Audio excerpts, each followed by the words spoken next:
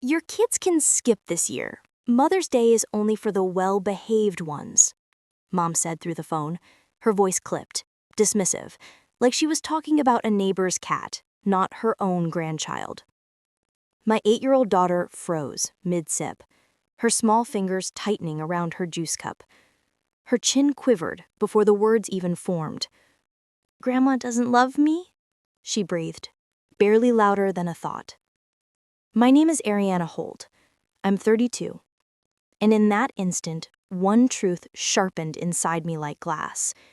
If you weaponize my child to punish me, I don't negotiate. I cut off access. I typed back a sharp, clean text. Understood. I'll cancel my card for the event. Mom left me on read and, exactly as I expected, forwarded my message to the family group chat like a trophy. 5 minutes later, her live Instagram story popped up. My sister, my cousins, clinking champagne, plates piled with lobster pasta, everyone giggling under a caption that read, "Mother's Day with a real family." They thought shame would make me crawl. It didn't. It ignited every silent promise I made after realizing they only valued me when my money flowed their direction. I switched off the kitchen lights, wrapped my daughter in my arms, and whispered into her hair, "You never earn love. If people don't treat you like treasure, they don't get access to you." Then I opened my banking app. I removed every linked card, shut down every autopay connected to their addresses, canceled every open restaurant tab tied to my name, locked the reimbursement line they used like an unlimited faucet. Balance available to them, 0. While I was doing this, selfies kept flooding the group chat. Steaks, dessert towers, fancy wine, and every single thing was being pushed onto the card they assumed would magically approve because it always had. They were blissfully unaware until the alerts started. Declined, declined, declined. But the first call I answered wasn't from Mom. It was the restaurant manager, his voice polite but trembling underneath. "Miss Holt, I apologize for the interruption, but your family's card is being rejected. They're telling us you're on the way with another payment method." I stepped onto the balcony, warm air brushing my skin. "No, I'm not coming, and they're no longer authorized to charge anything to me." A long pause. Behind him, I could hear chairs scraping, murmurs, silverware clinking. "So, who will be covering the bill?" "My mother," I said evenly.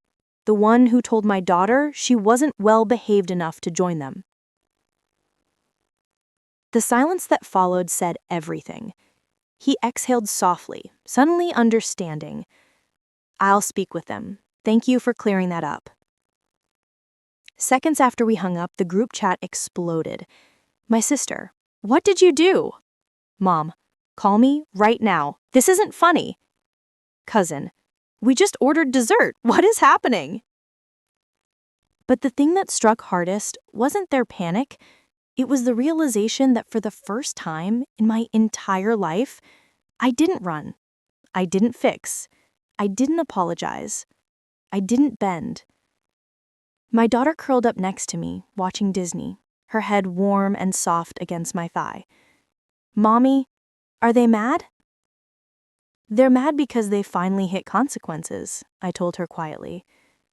"Are we in trouble?" I kissed her forehead. "No, sweetheart. We're protected."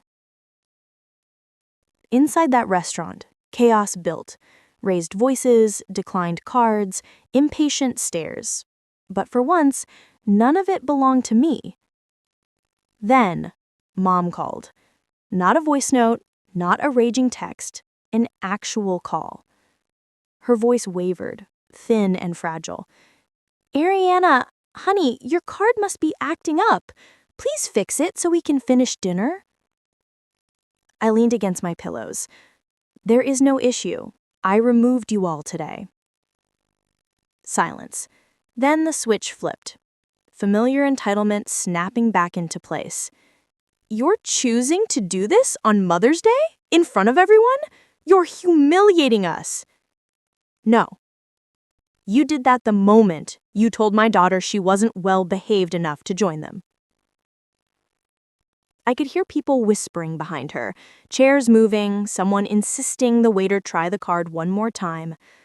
Mom hissed, "You better fix this before the entire restaurant sees us escorted out."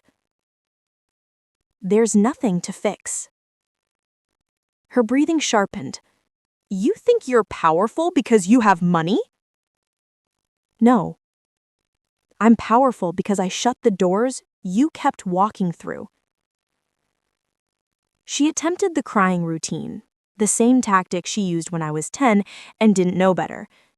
But underneath the shaking breaths, there was something new. Fear. Because she realized, at last, that the vault was closed, and she was on the outside. I ended the call, not angry, not emotional, just done. My daughter glanced up from her coloring page. Is Grandma still mad?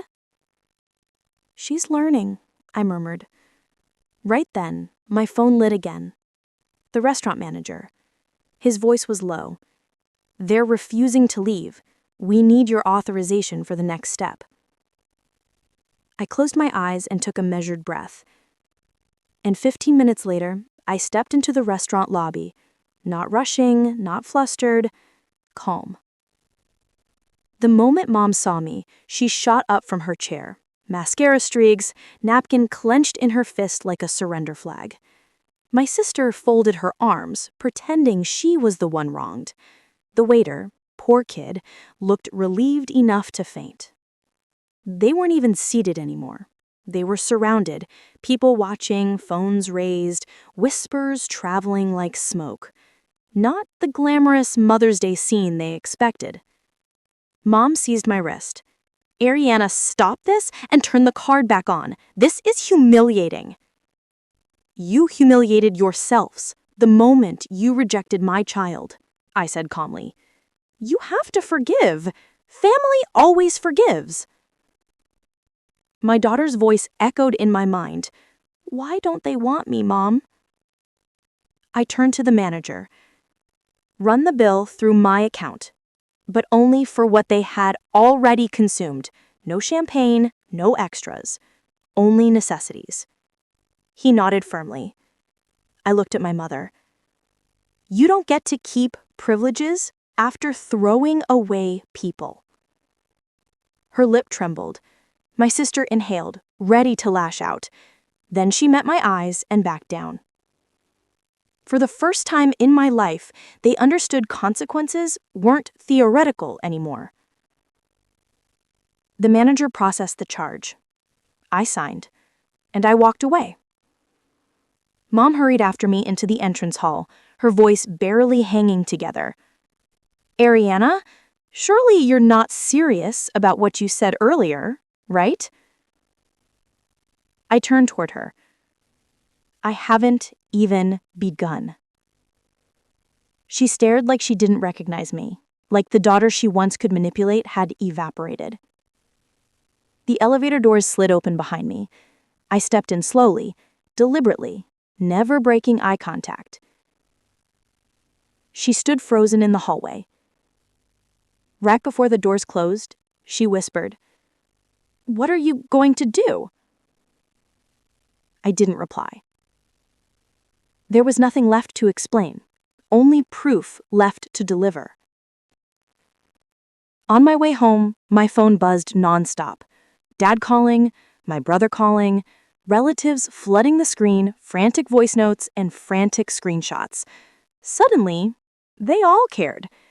Funny how fast they remember you when the money goes dark.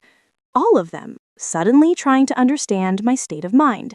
Funny how people only want clarity when their comfort gets threatened. When my daughter was crying, they were silent.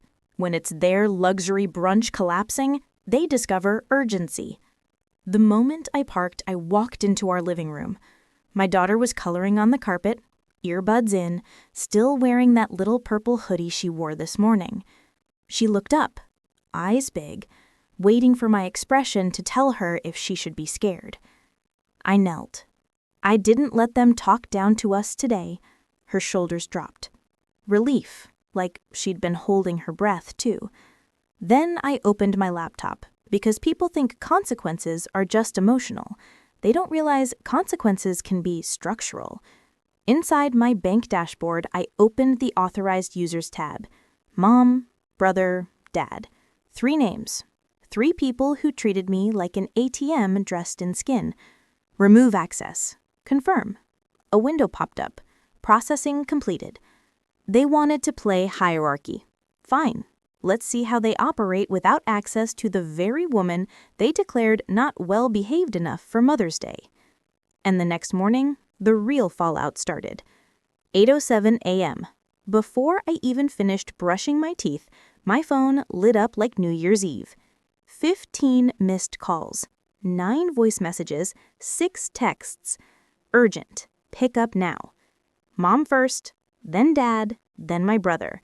Blowing up like a malfunctioning fire hydrant. I didn't answer a single one. I poured my daughter cereal, packed her folder, tied her shoelaces. She hummed a song from TikTok like nothing in the world was wrong. Because for her, nothing was wrong. That's the whole point. For the first time, the storm wasn't inside our home. It was happening outside in the world of the adults who thought they ran mine. 10:14 a.m.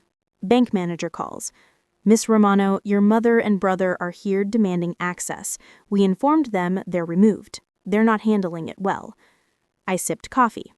Tell them to contact legal, not me. He paused. I already did. 11:02 a.m. My brother sends a photo. Him, mom, dad, standing in the lobby of the bank like 3 VIPs who just found out their badges don't scan anymore. Message. Fix this now. 2 years ago, this would have broken me. Now, it felt like justice finally remembered my address. At 12:45, while heating pasta, my phone buzzed again. A different number. Miss Romano, this is Linda from Family Affairs Counseling. Your mother scheduled a mediation meeting and listed you as attending. I actually laughed. They didn't ask me? Oh, they implied you agreed already. Of course they did. They never ask. They assign. I will not be attending, I replied. Make a note. She did. And while I rinsed the pan, I realized something. They weren't trying to make peace. They were trying to regain access. Everything suddenly shifted from emotional to tactical, and what happened at 3:17 p.m. proved it. 3:17 p.m., my phone vibrated with a FaceTime request from my aunt in Florida. We hadn't spoken in 8 years. The second I answered, she didn't even breathe before launching in. Sweetheart, your mother is hysterical. Why would you do this to your own family? They said you froze cards during Mother's Day. How cruel can you be? There it was, the smear campaign phase, the make her the villain phase, the last weapon they thought they still controlled. I kept my voice calm. Aunt Lisa, did they tell you they told my daughter she's not a well-behaved child? Silence. Did they tell you they laughed while she cried? Silence. Heavier this time. Did they tell you they bragged about a luxury brunch while expecting me to pay the bill they hid from me? She blinked. No, they didn't mention that. Of course not. They don't include context. They only include control. Aunt Lisa, I'm not punishing them. I'm protecting us. I ended the call politely and blocked her number too. At 5:51 p.m., Mom tried a new angle, a video call, holding my daughter's old baby blanket like some nostalgic emotional weapon. Her eyes red, voice cracked. Families fight, but money doesn't need to be involved. You can reverse all this. Reverse? There was nothing to reverse. This is the first time in my entire life I didn't fold. Mom, I said slowly, you're only upset because I stopped funding your cruelty. Her lips parted like she'd been shot. Then I ended the call mid-sob. I closed the phone, turned to my daughter coloring on the floor, and kissed her head. I'm breaking the cycle for her. At 9:28 p.m., my legal advisor texted me something that made my breath catch. It's time. 9:43 p.m. I sat at my kitchen island, laptop open, legal documents on the screen, while my daughter slept in a room with her nightlight glowing soft pink. My attorney's voice on speaker was steady, clinical. All family-linked accounts, obligations, joint access, and informal authorizations are now formally dissolved. You are legally insulated. No one can demand anything further. Do you wish to file the final notice?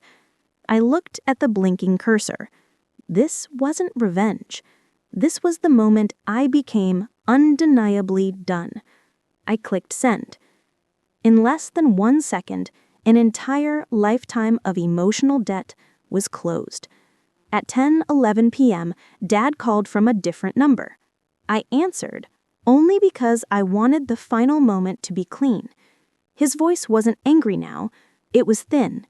Your mother can't stop crying. Your brother feels humiliated. They feel betrayed.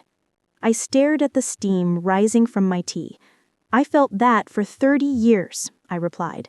You just never noticed. He said nothing, because there was nothing left to manipulate. I'm not cutting anyone out, I clarified. I'm cutting myself free. He inhaled sharply, and for the first time maybe ever, he heard me. Really heard me. Then I ended the call. The next morning, I drove my daughter to the botanical garden.